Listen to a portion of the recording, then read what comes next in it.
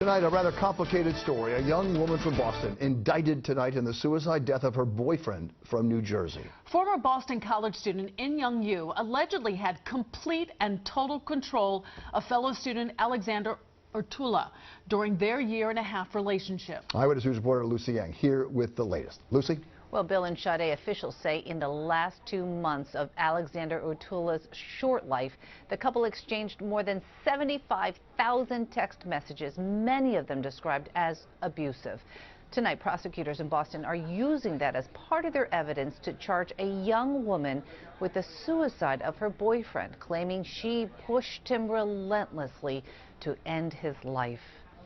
That abuse became more frequent and more powerful and more demeaning in the days and hours leading up to Mr. Ortula's untimely death. What should have been the crowning moment of a young student's life, his graduation from college, turned into the darkest nightmare for his family. On May 20th this past spring, 22-year-old Alexander Ortula jumped from a parking garage to his death in Roxbury, Massachusetts.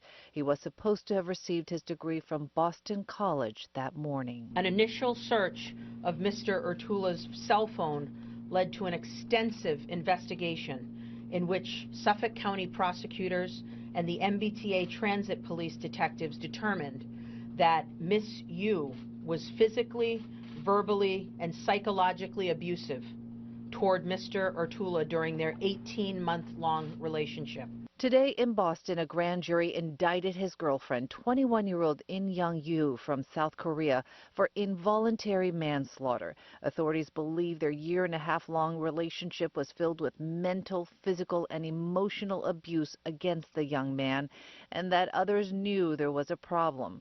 The victim and his family are from Cedar Grove, New Jersey. The abuse was witnessed by family and classmates of both parties and documented extensively in text messages between Miss Yu and Mr. Ortula and in Mr. Ortula's journal entries. Now, authorities say the girlfriend used cell phone GPS to track the victim to the garage that morning and was there when he jumped.